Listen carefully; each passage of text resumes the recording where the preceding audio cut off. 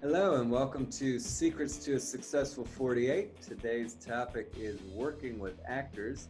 We are joined by Motke Dapp. He is a Nashville-based filmmaker. He has not only won the 48-Hour Film Project 5 times, but 2 of his films have been taken to our special screening at the Cannes Film Festival Short Film Corner. He is a commercial director and has a feature film under his belt. Welcome, Motke. Thanks for having me, Mark. I'm glad to be here.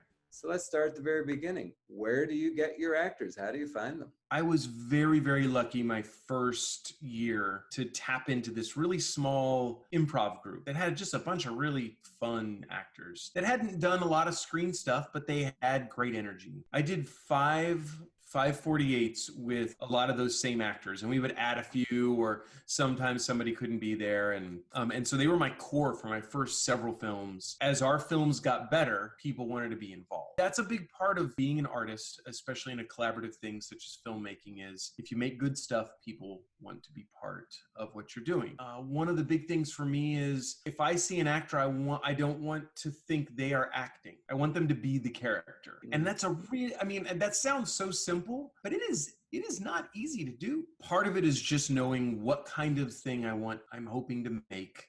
Mm-hmm. Part of it is really knowing who's out there, who's doing stuff. I'm also a great resource. People come to me, hey, I want to do a 48. Who are some actors I should reach out to? A lot of it is just understanding who filmmakers are. So if you're a filmmaker looking for 48, looking for actors, know who you are. Know what kind of things you want to make. Know what your style and what your flavor is. And that's going to be part of what you do. And then just do your research. That is a huge part. If actors are out there doing stuff, great. Go and watch everything that they've done. See if you think they're going to be good. Talk to other directors. Hey, I see you worked with this. How did they do on set? See if they fit your vibe. And so much of what we do is doing your homework. How early do you have your actors show up, and are they showing up at the exact same time that the crew is showing up, or there's more flexibility? What happens? I usually have everybody show up, mainly because I want to get actors into hair and makeup. I want to get our first shot off in 2 hours. So that means actors need to know who are they. Right. They've got the script. Sometimes I don't tell them until day of. I want them to read the script and kind of think about who they want to be. Sometimes I've been very clear, hey, I wrote this character for you. Here's the script. Mm-hmm. Start preparing this character. But usually I'll have actors get there at the same time because I want them to be able to ask me questions right when everybody else is asking questions. I can be answering their stuff. I don't want to say actors have it the easiest on a 48 because it's not true, but actors have the most downtime typically. That plays into the fact that they can go, and I try to have safe spaces for actors to go when they're not on set. So they can go and they can be working on their character. They can be working on lines. They can be working on scenes with one another. And that is part of what we think of when we're doing pre-production, where our actors going to be when they're not with us. Have you ever worked with first-time actors, and do they pose a particular challenge to getting them prepared compared to an experienced actor? A lot of the times when you're working with children, and I've done it several times, I did it on, I think, 148, and I never did it again. You just have less control. I know sometimes on commercials, I have had actors show up who we cast, and I was part of the casting, and I thought, oh, they have a great look. They did a really great job. And then they'll pull me aside and they go, hey, this is the first time I've ever done this. And I think as a director going into it, hopefully you've done it a few times. Because if you're a first-time director working with a first-time actor, you're both exploring that space for the first time. But if you have directed a few times, you have to lean a lot on things that you've seen other experienced actors do. Sometimes if you think there's like raw talent there and you're like, I have to have this person in my film. I know they haven't done this before. Pre-production, that is a good time to meet with them. You're going to talk with them. You're going to have them read some stuff, have them watch some films. Hopefully you've seen something in what they're doing that you think, I can mold this. Sometimes I have them work with other actors beforehand, and I'll say, hey, would you team up with this person and run some stuff? Maybe just run some test lines, not on something that we've done, or maybe they're doing something I filmed before and say, hey, play this character. Mm-hmm. I think there's a lot of ways to do it.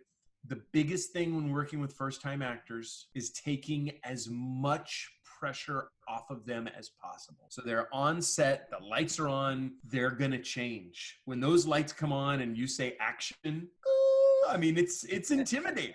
you know? And I think you have to try to dispel as much of that as possible. Sometimes I'll say, hey, we're going to do one. This is one of my little tricks I do sometimes. Hey, we're going to do one. We're not going to roll it. We're just going to rehearse it. And then I roll on the rehearsal. So the pressure's off. And then I say, hey, that was great. We actually filmed that. Sorry, I tricked you. You did really great. Let's do it again. And here's some tweaks. Mm-hmm. I try not to give line reads. That is a big thing. For those who don't know, a line read is where you as a director will say it the exact way you want to hear it. I try not to do that. I had some actors early on in my career say, hey, could you not do that? That turns me into a puppet. And I'm like, oh, but it's a comfort thing. You don't want your actors thinking you're subverting them. And even if they're first time actors and they just think that you're pushing them around because you don't think that they're as good as the other actors, they're going to feel that. Yeah. So you have to make everybody feel safe. And that's the most important thing. So you've got them there early on set and you've just assigned the roles. How do you get them prepared for their specific roles? A lot of the time it depends on what we're doing. So if you've got a crazy huge crew, everybody's moving 1,000 miles an hour. Sometimes you might not have the benefit and the luxury of sitting down with them and really diving deep. So a lot of the times I will just let them read. I'll let them start to marinate. And I'm just like, I want to develop this with you. I want them to take ownership, because if they can take ownership, they're going to be more comfortable on set. So that is a huge part of it. And really just letting them have ownership is gigantic. Do you have any tricks or tips you give your actors for learning the lines? Sometimes you might have this beautiful, gorgeous plan where you're going to shoot out of your 6-minute film, you're going to shoot a 4-minute oneer. Right. But if your actors aren't getting it, sometimes you're going to have to cut bait and you're going to have to go, okay, we got to get coverage. Yeah. And we're going to have to get this shot and the reverse shot and this. So a lot of the times, if they're not getting it, I will break it up and I will say, I just want you to do one line at a time. I want you to be comfortable, and this is going to be your first line. And I'll let them sometimes I'll let them put the script in front of them and I frame it to a point where the script is out. Right. They can be looking at their line and then they look up at their character and they say their line. So my big thing is to get them safe and to get them to deliver the line the way we want. We can always mostly do everything and cover it with coverage, cover it with reverse shots. If they're really struggling, I'll get an amazing reverse shot and allow the other person just to read it and just get this amazing reverse shot of the other person react. And that can cover so much. What happens when somebody's just not delivering? What do you do then? Sometimes I take a break. Hey guys, we're gonna take 5. There was this one time, there was this actor and we were 9 takes in and it was a long kind of thing they had to deliver and it just wasn't happening. I didn't say it aloud. I just had to say, this part will work, this part will work. We can cut this part out. Sometimes you just have to go, we're going to have to save this in the edit. Do we have enough to make this work? Do we have enough to tell the story? And sometimes that's why you write a little fat, is to have room for that play and to be able to know that you can cut some things out if you need to. A lot of times 48-hour filmmakers will have this great serendipitous moment. Anything come to mind on one of your films? This is not a 48 story, but I do want to tell the story because I think this plays into, I could have easily done this on a 48. Sure. It's the last thing we're filming. It's the very last thing of the entire shoot. On this one, we've been shooting for 3 days. Shooting a 15 or 16 or 18-hour 48 is like shooting 3 days sometimes. It was a moment where the actor was really supposed to get emotional, supposed to give tears if they could. We had done 6 takes, and the 6th take was good. It was a good take, but I was like, okay, we got a good take. And I look at everybody, I'm like, we've got a good take. And I pull the actor aside and I go, okay, this one's for you. This is your take. Do this one for you. Don't do it for me. I've got mine. Do this one for you.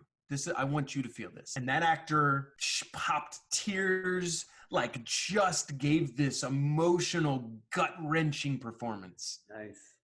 And it was, you're just like, you just don't know if you're ever going to get that. So that one's always one that's stuck with me, that's just like, wow.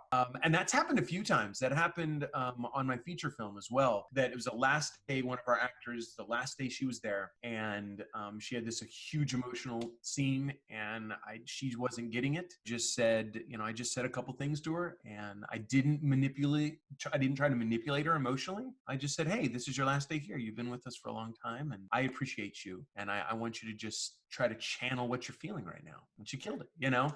And I think that's part of sometimes as a director, you need to try to pull from personal experience, which is why it's always important to try to know your actors a little bit beforehand if you can, because sometimes you can tap into some sort of emotional core. On the flip side, sometimes getting an actor to be funny when maybe they're not hitting the comedy, that can also be a thing where you might have to use coverage to make something funny, because you might have a really funny actor who can do this great comedic reaction, and that's where your comedy is, not in the actual delivery. And so that is, as a director, thinking as an editor, knowing that you want to highlight your actors and make them look the best they can, and sometimes making them look the best they can is not showing them when they're not getting it and showing someone else. Well, we thank you so much for taking the time to be with us and to share these insights. I hope our filmmakers who've been watching have learned something. I know I certainly have. Thanks again for being with us.